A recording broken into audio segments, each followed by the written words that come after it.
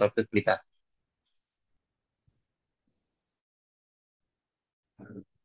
Nah, seperti ini. Sudah, kemudian masukkan titik-titik pohon dari hasil tree counting.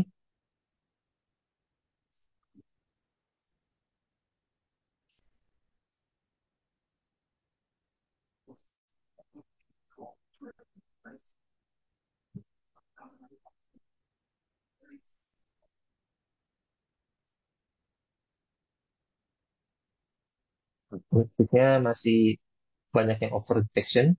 Di area jalan juga terdeteksi. Kemudian di area-area rawa-rawa juga terdeteksi. Jadi kita hapus menggunakan data set file area HTI, area Ecodesk Pelita. Caranya klik vektor, kemudian pilih clip, lalu pilih dissolve, kemudian run. Nah, hasilnya akan jadi seperti ini. Jadi akan jadi lebih rapi.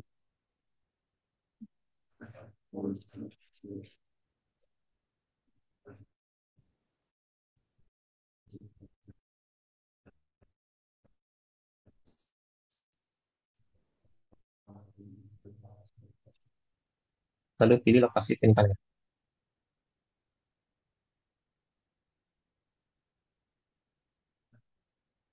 Oke, sudah. Lalu selanjutnya,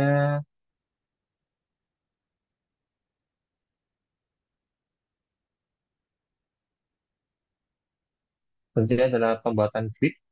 Tahap pembuatan grid ini adalah melakukan pembuatan grid yang digunakan untuk mengkoreksi titik-titik hasil dari deteksi secara otomatis. Terdapat beberapa titik yang tidak terdeteksi, penyebabnya karena tidak terbaca dari information saat proses eucalyptus pelita counting. Jadi di sini ada area pohon yang tidak terdeteksi.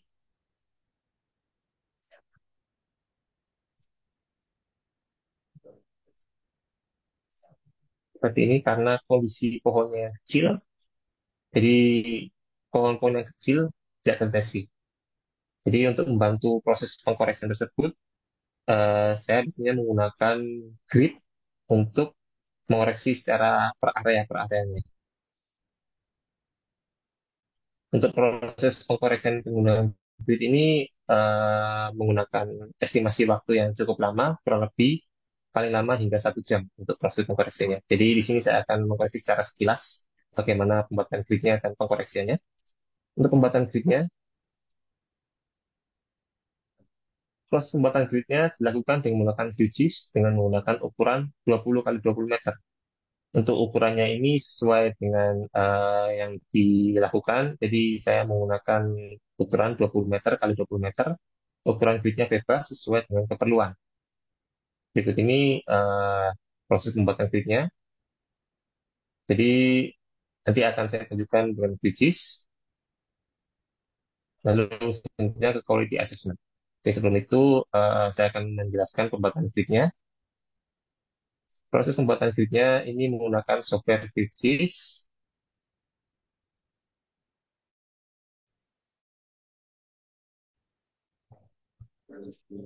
Untuk pembuatan gridnya, pilih menu vektor, kemudian pilih reset tools, pilih grid, create grid, kemudian pilih rectangle, bentuknya polygon. Artinya mau bentuk hexagon tergantung keperluan, saya menggunakan rectangle dengan bentuk persegi, kemudian grid extend ini berdasarkan pembuatan gridnya berdasarkan luas dari ortho mosaik, kemudian ukurannya di sini saya buat 20 kali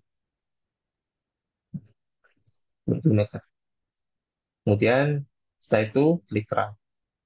Nah, hasilnya akan jadi seperti ini.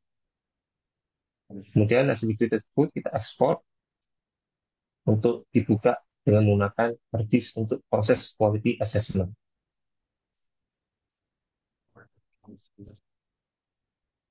Nah, sudah.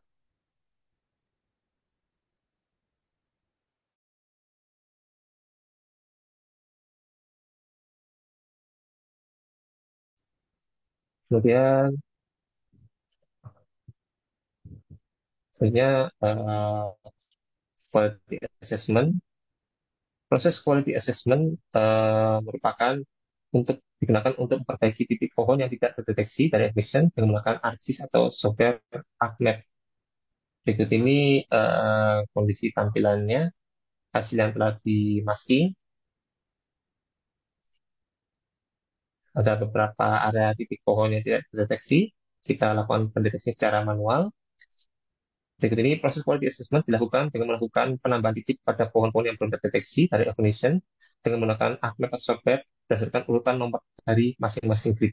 Nah, ini berikut ini. Jadi saya tambahkan secara manual kondisi titik pohon yang tidak terdeteksi dengan berdasarkan nomor gridnya.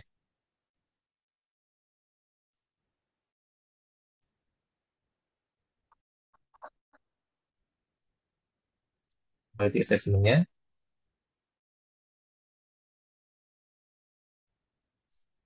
oke, ArcMap.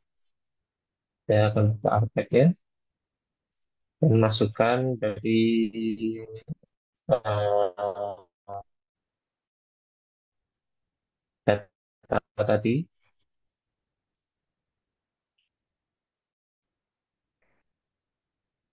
Oke, Maaf, untuk yang kita yang lakukan, sedang. lalu karena template ordernya, pilih template ordernya, template ordernya mungkin terlalu cerah, jadi saya akan turunkan warnanya, kontras warnanya. Oke, sudah terlihat sesuai dengan kondisi areanya. Kemudian masukkan hasil dari masking, titik-titik masking.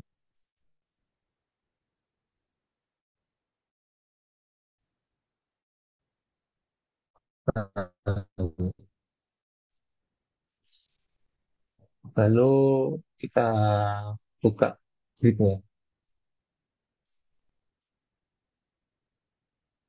Nah, gridnya ini gunakan untuk membantu proses pengkoreksian. Masuk ke ini, lalu kita buka angka-angka dari step gridnya.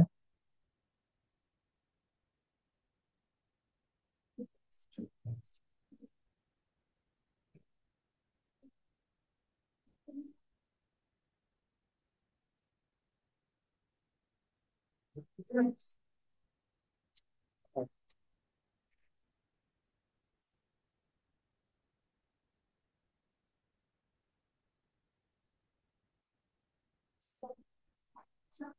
oke. Jadi di sini saya akan mengkoreksi secara manual pohon-pohon yang tidak terdeteksi seperti pohon berikut ini. Jadi kita edit, start editing, lalu kita proses seperti ini. Eh, Kita proses satu persatu hingga terakhir, jadi terakhir. Jadi di sini akan membutuhkan waktu yang lama untuk proses quality assessment untuk mengkoreksi titik-titiknya pohon-pohon yang tidak terdeteksi.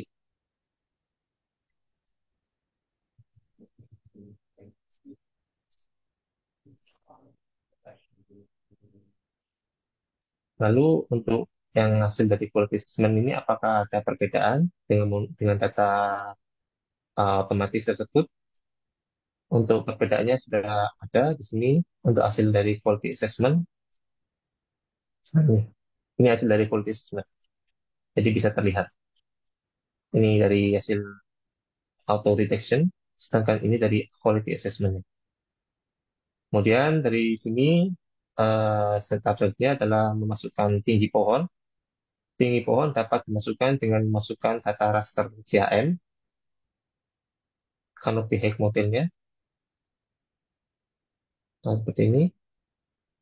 Lalu pilih active box, pilih 3D analysis tool, kemudian pilih functional surface, pilih add surface information. Ini untuk menampilkan informasi surface dari setiap titiknya. Kemudian untuk surface-nya berdasarkan dari CAM, kemudian nilai Z.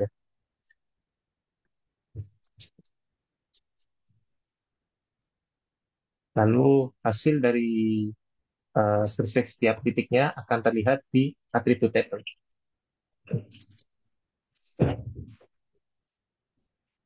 Oh, bukan. Sebentar, saya coba.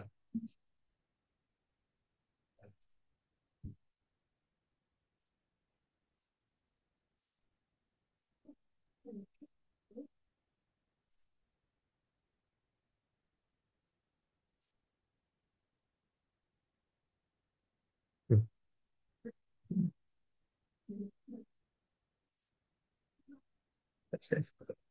hmm.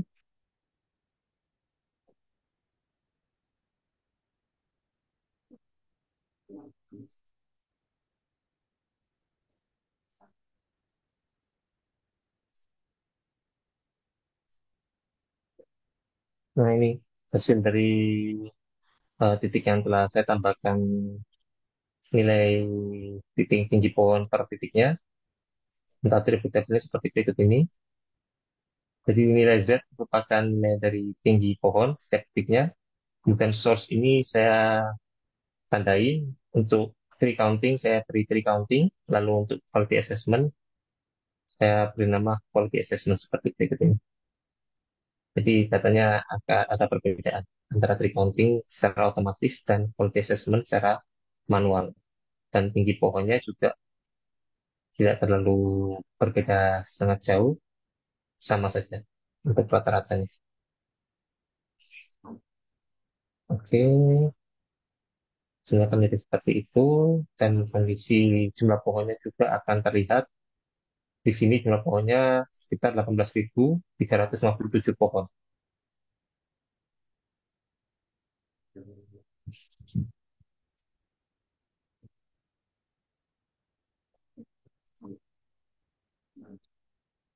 Kemudian,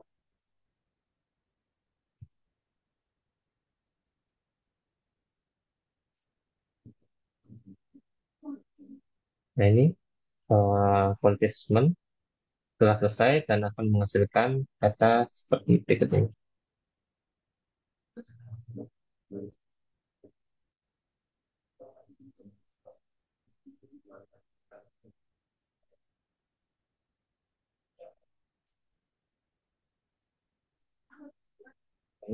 Jadi yang saya jelaskan,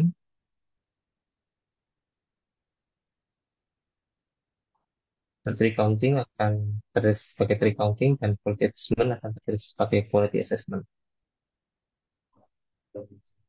Dan untuk kesimpulannya, peneliti pesteretik, drone, dan beberapa software pemetaan dapat menghasilkan informasi mengenai kondisi area perkebunan seperti area hutan tanaman industri atau HTI yang sangat akurat. Salah satu contohnya adalah untuk perhitungan jumlah pohon dalam satu petak tersebut.